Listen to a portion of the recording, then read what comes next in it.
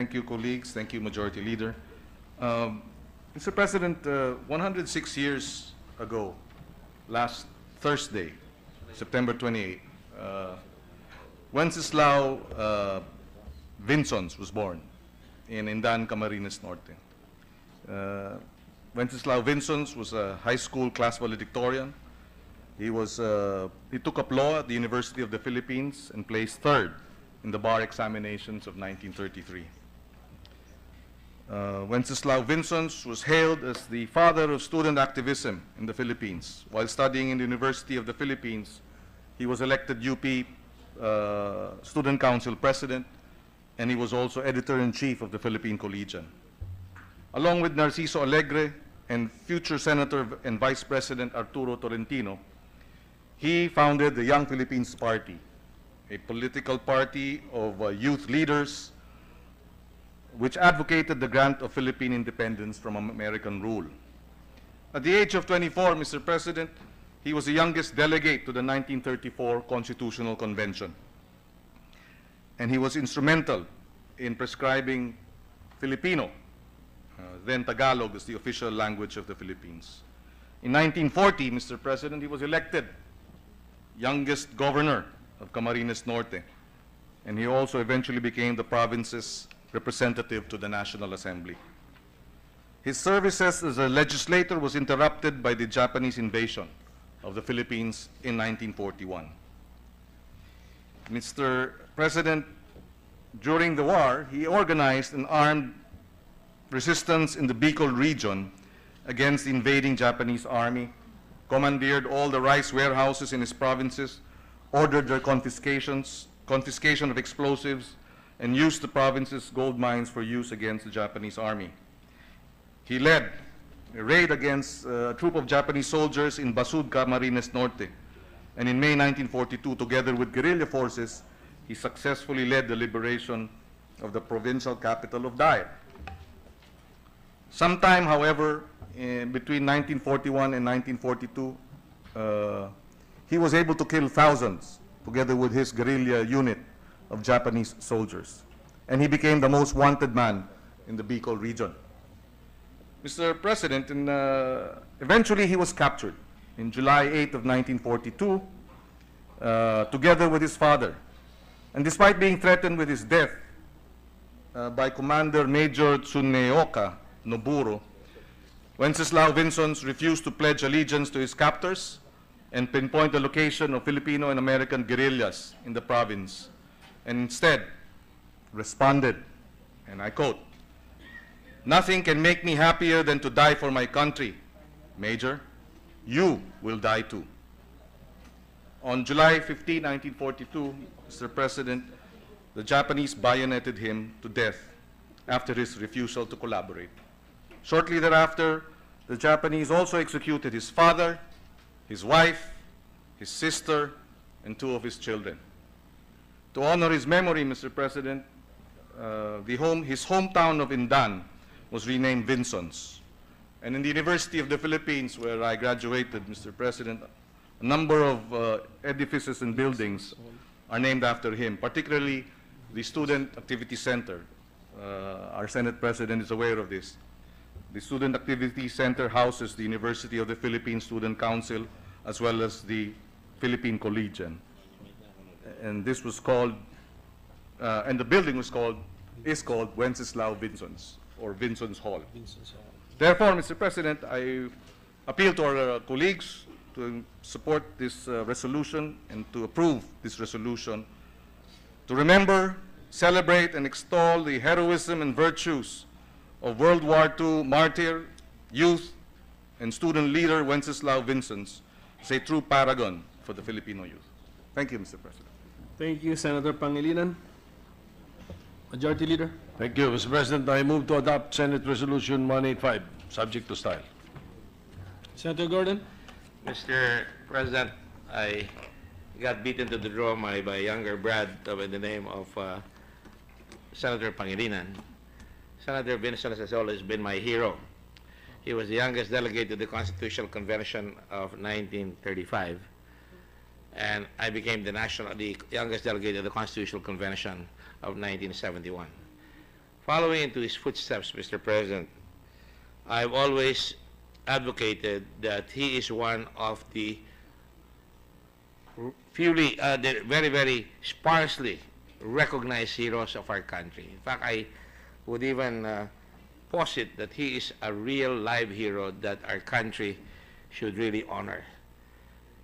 Not only was he a hero in every sense of the word because he died for his country, it's not important to die for your country, but for what you stood. As a young man, Wenceslao Vincent was a leader par excellence.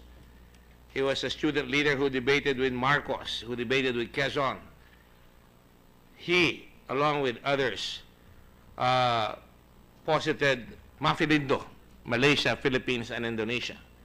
He proposed Bahasa as the national language because at that time we could not agree on the national language, whether it be Tagalog, Hiligaynon, or Visaya, or whatever. He dared, Mr. President. Heroes dare. When he dares, it is important that he be studied by many generations from where he stood, so that they would be able to understand the life that he led in our country. Mr. President, he became the youngest delegate and later on congressman and later on governor. When the Japanese arrived, as my good colleague stated, he fought back the Japanese and recovered the province of Camarines Norte from the Japanese. And then, Japanese sent troops and tried to capture him. He could not be captured. Finally, when he got captured, there are all kinds of rumors, and legend has it that he was betrayed by one of the top leaders of this country. I spoke with the daughter-in-law of Wenceslao Vincent, who said he could not be identified because he had cropped his hair short, and he was really very dark, and it was somebody who came down, and I'm not ready to stand up because that is part of the legend of the man. When he was incarcerated, he would flip notes outside his cell. They were trying to make him, like many leaders at the time, collaborate with the enemy. After all, many of his confreres had already gone on to the other side and taken positions in the puppet government of the Japanese at that time. He refused, and he popped up messages and sent it out and said, "Fight on, Philippines." Eventually, when they could not convince him, he was finally taken one evening, and together with his family, his head was cut off, his family, his wife, some of his siblings, his father, his mother, even the maid were killed by the Japanese. And the tragic thing about it was that nobody ever bothered to find out where he was buried. So up to now, we don't know where he was buried. All we know is that this man was eliminated from the face of the earth by the Japanese conquerors at the time. Mr. President, as Senator Pagmamahal stated, and this is not my first time to speak here in this chamber, on Wenceslao Vincent's. We have Wenceslao Vincent's Hall, of which I was privileged to be a member of the Student Council of UP at the time, and so is the Senate President, so is our colleague here. And we all know that many people go in and out of that place without knowing who Wenceslao Vincent is. That is the paucity. That is the sparseness of the information about this man. We dare call a building after him, and yet many of the young people and young women in this country don't even know who he is. And that is the problem, Mr. President.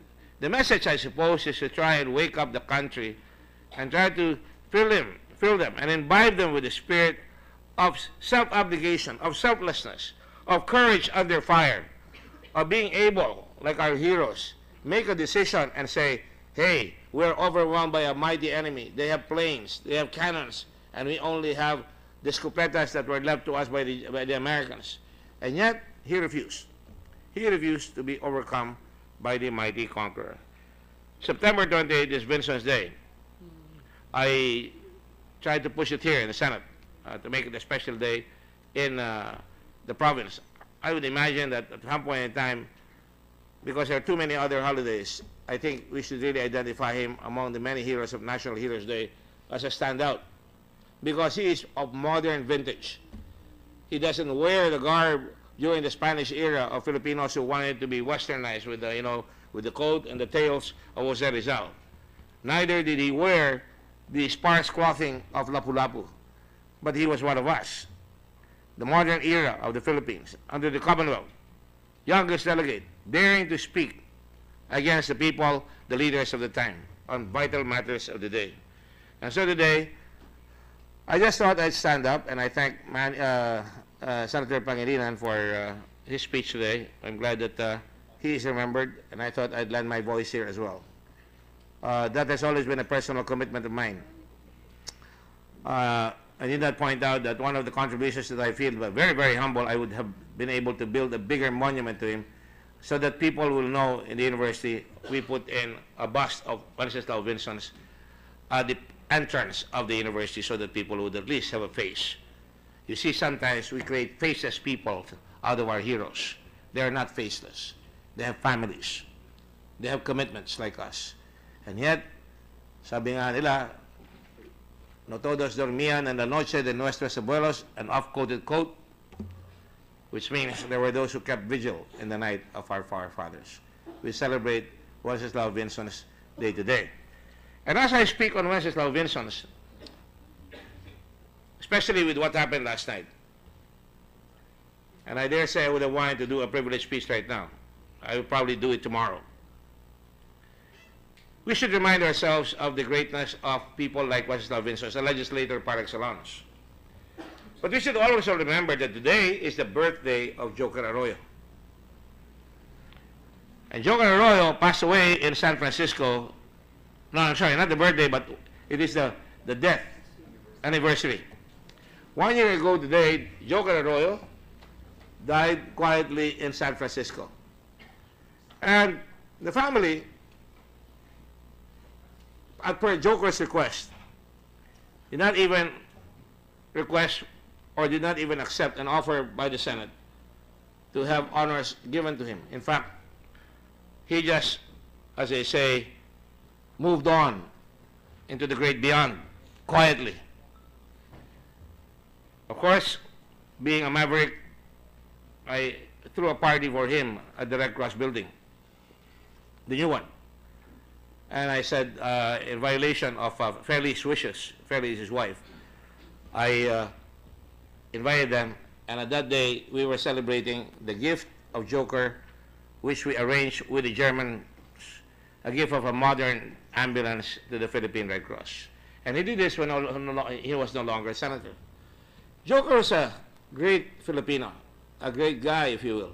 Can you imagine, during martial law, he was an Upsilonian, Marcos was an Upsilonian, Benigno Aquino was an Upsilonian, and that doesn't really mean anything because Upsilonians should not crow about it. They should do what the fraternity teaches them.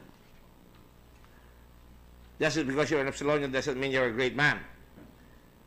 But Joker was one of the principal lawyers who spoke out, who argued many cases against the Marcos regime. So much so that I'm told that his bufete, his law office, was even burnt. And Joker never ceased to do that. Of course, when they saw each other, they called each other brothers. Same way, Mr. Aquino and Mr. Marcos called each other brothers. But the point here that I'm trying to say, Mr. President, is that he was a man who was a lawyer par excellence, and then when he became congressman and became senator, he stood up, head above shoulders among many of us. He would stand quietly there and listen to the debate, sometimes with his eyes closed. But when he spoke up, everybody listened. I was not here, and I was not privileged to see him when he was the prosecutor on the case of President Estrada. Everybody has to make decisions, and sometimes these are not easy decisions. After all, as I've always said, in the pyramid of this country, when you grow up and you are at the base of the pyramids, everybody are friends. And as you go tighter into the apex of the president, the leadership corridor of this country, the corridor tightens up, and you tend to bang shoulders or bang heads with your confreres who grew up with you. To Joker, it was not a matter of personality, it was a matter of principle. And he stood up, as he stood up with President Marcos. Certainly, President Estrada was a very likable man, but Joker had his principles, and he prosecuted Mr. Estrada at the time. But then, when the new dispensation took over and he was senator here, you will recall that he was one of the 3 senators that stood up against the barreling, the charge against the Chief Justice of the Supreme Court, Renato Corona, and he dared say, no, I'm not going to vote for his impeachment.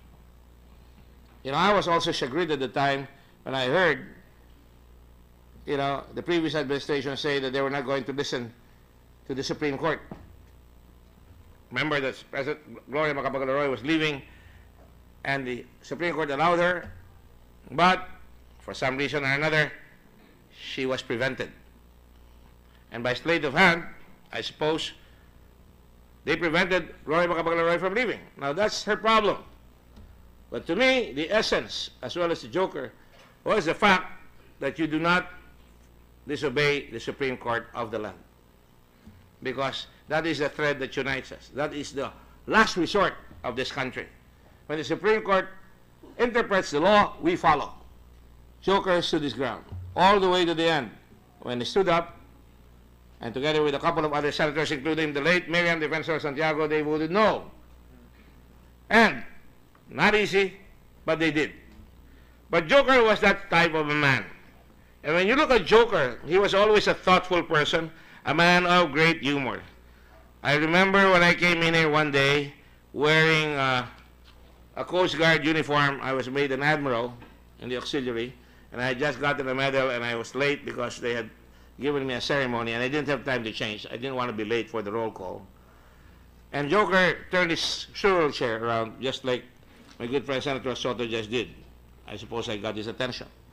As Joker did, I got his attention as well. And when Joker turned around, he said, he squinted the only way Joker could. And as he squinted, he said, Mr. President, there's somebody here whom I don't hardly recognize. You know, I hardly recognize. And he said, it looks like Senator Gordon. And he's in a military uniform. And he seems to be out of uniform, Mr. President. And Mr. President, we have rules here in the Senate that when you come here, you either wear a barong or a suit.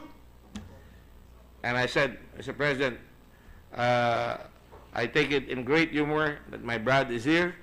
But I said, Mr. President, the one who is not in uniform is a distinguished gentleman from Bicol. Because and I said, no, I'm in uniform, I'm wearing a barong. And I said, Mr. President, that is not the issue. He is not in full uniform. The gentleman is not wearing socks. And everybody had a big laugh at that time. And Joker, like the man he was, we had a lot of laughs here. There were many times, I'm sure you know about the Wednesday Club with Kiko Pangilanan and Manny Villar and Ralph Recto, and they would have good meetings. I had the privilege of joining them there at the Hyatt, no? At the Hyatt. Later on, they moved out to there. Wednesday lunches where they would meet and talk about the issues of the time. But let me just say that when you look at when he had gone already from the Senate, one day he called me and said, let's have dinner, and he invited me to be with him at that time and introduced to me an old family friend of his from Germany. The name is Joseph Lederer. Joker had solicited on behalf of the Philippine Red Cross at my prodding an ambulance from Joseph, a Mercedes-Benz no less. Prior to that, he had also facilitated the donation of a plane load of relief goods for disaster victims for Haiyan. And this is Joker out of office already. And one of the best gifts I ever had in my life. And he would kid me about the fact that he would tell me, you have your own corporation. I said, what corporation? He said, the Red Cross is your corporation. I said, no, it belongs to the whole world. And he gave me a coin that is treasured, that very few people have anymore. It was a 25th anniversary coin of the Philippine Red Cross since 1947. So Joker Arroyo was very thoughtful, was always mindful of the advocacies of his friends. He was a great friend. He was a teacher to many of us. And he was a devoted husband to Feli, whom he not only doted on and loved as a wife, but with whom he shared many intellectual and substantial exchanges herself, also being a lawyer. He's a great father who raised 3 accomplished daughters. I used to kid him, it takes a man to make another man.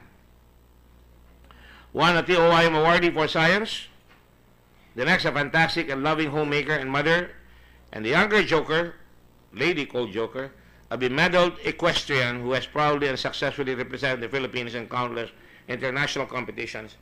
And in fact, I think she graduated from Yale. He was an astute lawyer who brought his intelligence and acumen to the halls of the House of Representatives and the Senate. He brought quality debate and a lot of humor and discussion to our midst. Patiently endured the occasional stubborn or incorrigible colleague without disrespecting them.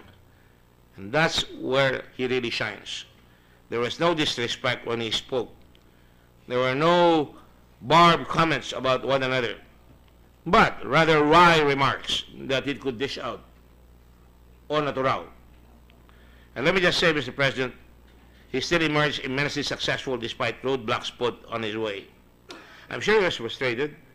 He was the lawyer Benigno Aquino, but later on he was the executive secretary. But for some reason, they had a quarrel. I don't know if it's a quarrel or a misunderstanding. I remember when the bill on creating a district in Rizal happened, former President Benigno Aquino III refused to accept it. And I spoke to him and I said, this is a man who worked for your father and mother, you should give him that break. And of course, Noy refused, but then we got it passed. And he never gloated about it. He never talked about it. He won, but he never gloated. He fought for what he believed in and was never cowed by power or threats or opposition. He was uncompromising in his integrity and was an honorable gentleman throughout. We call each other here the gentleman from Aurora, the gentleman from San Juan, or the gentleman from Bulacan, or the gentleman from Iloilo. And we all must act the part in the tradition, perhaps, of Vinson's, or for that matter, Joker Arroyo. He was uncompromising in his integrity, many times misunderstood as well, but then that is what life is all about. Sometimes you take positions and people don't understand you. But the real man is the man who stands by his principles. Win or lose, no, it's not the school we choose, as the Ateneo hymn goes. And the UST graduate here is kidding me about it. So, although UST is a Dominican school. But Joker, yes, he came from the Ateneo as well, but that doesn't mean anything again. We're not elitists, but let me just say that he was uncompromising in his integrity and was an honorable gentleman throughout. And so today, let us remember Joker, a great patriot from Bicol, a freedom fighter, a champion of democracy, a friend, a brother, a colleague in the Senate. May his memory be an example to us who are left here to do the job of doing right by our people against all odds and at any cost. Thank you very much, Mr. President. Majority Leader. Region against the invading Japanese army, commandeered all the rice warehouses in his provinces, ordered their confiscation of explosives, and used the province's gold mines for use against the Japanese army. He led a raid against a troop of Japanese soldiers in Basud, Camarines Norte. And in May 1942, together with guerrilla forces, he successfully led the liberation of the provincial capital of Dair. Sometime, however, between 1941 and 1942, he was able to the Philippines. While studying in the University of the Philippines, he was elected UP Student Council President, and he was also Editor-in-Chief of the Philippine Collegian. Along with Narciso Alegre and future Senator and Vice President Arturo Tolentino, he founded the Young Philippines Party, a political party of youth leaders which advocated the grant of Philippine independence from American rule. At the age of 24, Mr. President, he was the youngest delegate to the 1934 Constitutional Convention. He killed thousands together with his guerrilla unit of Japanese soldiers, and he became the most wanted man in the Bicol region. Mr. President, eventually he was captured in July 8 of 1942, together with his father. And despite being threatened with his death by Commander Major Tsuneoka Noburo, Wenceslao Vinsons refused to pledge allegiance to his captors and pinpoint the location of Filipino and American guerrillas in the province, and instead responded and he was instrumental in prescribing Filipino, then Tagalog, as the official language of the Philippines. In 1940, Mr. President, he was elected youngest governor of Camarines Norte, and he also eventually became the province's representative to the National Assembly. His services as a legislator was interrupted by the Japanese invasion of the Philippines in 1941. Mr. President, during the war, he organized an armed resistance in the Bicol. Thank you, colleagues. Thank you, Majority Leader. Mr. President, 106 years ago, last Thursday, September 28, Wenceslao Vinsons was born in Indan, Camarines Norte. Wenceslao Vinsons was a high school class valedictorian. He took up law at the University of the Philippines and placed third in the bar examinations of 1933. Wenceslao Vinsons was hailed as the father of student activism in the